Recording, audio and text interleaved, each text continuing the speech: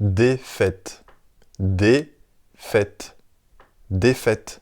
Non, il sait toujours pas ce que ça veut dire. Le grec Stefanos Tsitsipas, qui reste toujours invaincu en 2023, vient de signer sa 7e victoire, 7, comme pour gagner un grand chelem, et rejoint donc le jeune prodige Lehečka pour un quart de finale qui s'annonce passionnant. D'un côté, Jiří Lehečka qui joue le tennis de sa vie et qui fracasse son plafond de verre, lui qui n'avait jamais gagné un match en grand chelem dans un tableau final, et de l'autre, Stefanos Tsitsipas, le numéro 4 mondial, ultra favori dans sa partie de tableau pour rallier ce qui serait sa première finale à Melbourne.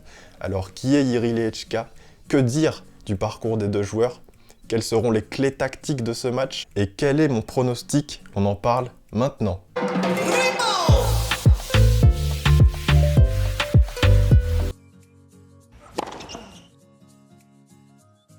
Alors qui est Jiří Lehečka? Jiří Lehečka, c'est un joueur de tennis tchèque qui est né le 8 novembre 2001 dans une petite ville au nord de Prague. Il faut savoir qu'étant enfant, il a baigné dans le domaine du sport et de la compétition, étant donné que sa mère a pratiqué l'athlétisme à un haut niveau et que son père était nageur professionnel. Mais lui, il aura opté pour le tennis, et petit, il avait comme idole Roger Federer. Dans le tennis, il a connu une ascension fulgurante, étant donné qu'il était au-delà de la 1800e place mondiale fin 2018 et qu'il a intégré le top 600 fin 2019. Et finalement, dû à cette progression folle, il aura très peu joué sur le circuit secondaire, et en tout, il a remporté 3 challengers. On peut dire que le Tchèque a littéralement explosé en 2022, où il est entré dans le top 100 grâce à sa semaine de rêve à Rotterdam en février, où il est sorti des qualifications et où il a battu Shapovalov, Van de Zandschulp et Musetti en ne s'inclinant qu'en demi-finale face à Stefanos Tsitsipas. Et oui, ils se sont déjà joués auparavant. Nous y reviendrons, mais je peux vous dire que ça n'a pas été de tout repos pour le grec. On l'a également vu un peu plus tard, en avril, à Monte-Carlo, où il a perdu au premier tour face à David Goffin. Et en termes de grand chelem en 2022, il les a tous joués, mais il n'a gagné aucun match. Et si vous suivez régulièrement les tournois de tennis, vous avez pu le voir au Masters de la Next Gen à Milan en novembre dernier, où il a atteint la finale, notamment en battant le Britannique Jack Draper en demi-finale, mais en s'inclinant juste après face à l'Américain Brandon Nakashima. En 2023, juste avant Melbourne, il a participé à la United Cup étant donné qu'il était le Tchèque le mieux classé, et il s'est offert 2 matchs de prestige avec une défaite face à Taylor Fritz, mais une belle victoire en 2-7 face à Alexander Zverev, même si l'Allemand n'avait pas joué en compétition depuis 6 mois. Il est donc arrivé à Melbourne avec la plus grande volonté de gagner son et même ses premiers matchs en Grand Chelem, ce qu'il a magnifiquement réussi à faire. Alors concernant le parcours de Stefanos Tsitsipas, avant son 8e de finale, c'était presque une promenade de santé pour le grec, étant donné qu'il s'est imposé contre Quentin Halys, où il s'est montré très convaincant avec 46 coups gagnants, 84% de points gagnés derrière sa première balle. Au deuxième tour, il s'est imposé face au local Hijikata, 6-3, 6-0, 6-2, avec de très bonnes stats, il n'a jamais été inquiété du match. Au 3e tour, il s'est imposé face au récent vainqueur de Pougneux, Talon Grexport. Là encore, il s'est montré très agressif, allant conclure les points au filet avec cette stat de 21 points gagnés au filet pour 25 montés. En 8e de finale, il a dû affronter l'Italien Yannick Sinner, mais ça s'est pas du tout passé comme l'année dernière en quart de finale où Stefanos lui avait mis 3 petits sets. Là, ça s'est vraiment compliqué à partir du 3e set où il s'est comme liquéfié.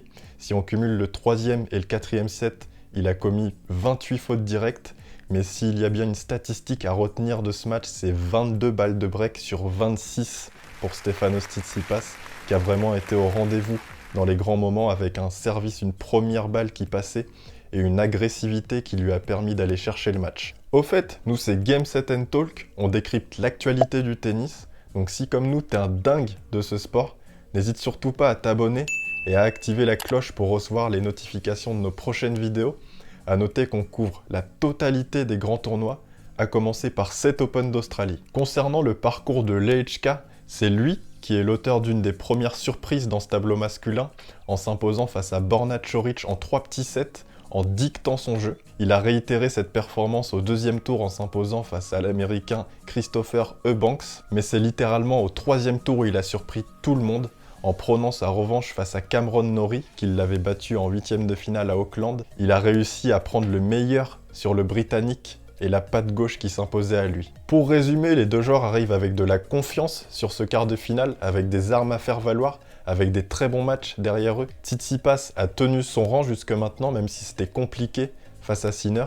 Et Lehečka est la vraie surprise de ce quart de tableau. Tsitsipas a passé 7h45 sur le court, alors que Lehečka a passé 11h02 sur le court. Donc globalement, Lehečka a un match dans les jambes de plus que le grec. Autant dire que la forme physique ne pèsera pas dans la balance et qu'il s'agira d'une vraie bataille tennistique et mentale. Lehečka nous a montré qu'il frappe très fort des deux côtés, coup droit comme revers, et qu'il a une couverture de terrain exceptionnelle.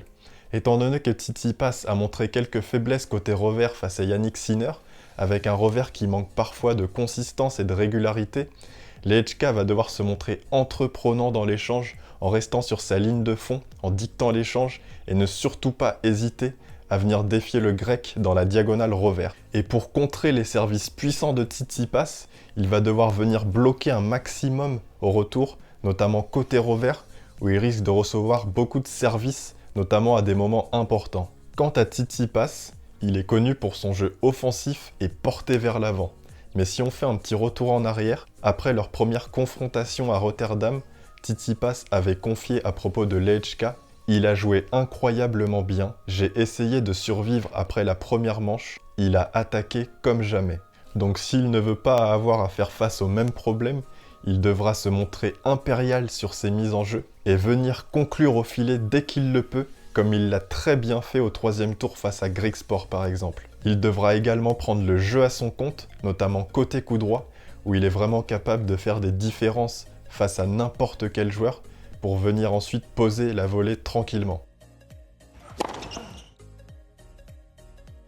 Passons à la fameuse partie qui fâche les amis, mon pronostic. Alors plusieurs choses. Je pense que le Tchèque n'a absolument rien à perdre sur ce match. Il joue actuellement le meilleur tournoi de sa carrière jusqu'à maintenant. Donc je pense qu'il va arriver extrêmement relâché et je pense qu'il va vraiment réussir à poser des problèmes aux Grecs. Maintenant, il y a Tsitsipas. Et pour connaître un tout petit peu son mindset en toute humilité, c'est un joueur qui se met pas de pression. Il a pu s'en mettre dans le passé. Il aborde les matchs maintenant d'une manière extrêmement différente. Il joue vraiment le coup à 100% à la manière d'un Alcaraz un peu. Donc je pense qu'il va être très concerné et qu'il arrivera à déployer son jeu. On va avoir un match très serré. Je pense que Lehečka est vraiment capable de poser des problèmes à Tsitsipas côté revers. Je pense que Tsitsipas va être mené 1-7-0 ou 2-7-1. Donc c'est pour ça que je vois Tsitsipas s'en sortir, mais en 5-7. Je pense qu'il va s'en sortir grâce à son expérience au plus haut niveau et surtout grâce à ses excellents souvenirs qu'il a ici à Melbourne, faut pas les oublier. Sa victoire face à Roger Federer en 2019 où il est mis sous le feu des projecteurs directement. Sa victoire face à Rafael Nadal en 2021 alors qu'il était mené 2-7-0. Je pense que c'est cette expérience qu'il a accumulée qui va faire la différence potentiellement dans un 5e set. N'hésitez surtout pas à me dire en commentaire si vous pensez que Tsitsipas va se qualifier pour sa 3e demi-finale à Melbourne d'affilée, ou si vous pensez que Lehečka va poursuivre sa quinzaine complètement folle en décrochant une première demi-finale en Grand Chelem. Je suis très curieux de vous lire, mais surtout prenez soin de vous. On se retrouve très bientôt. Ciao!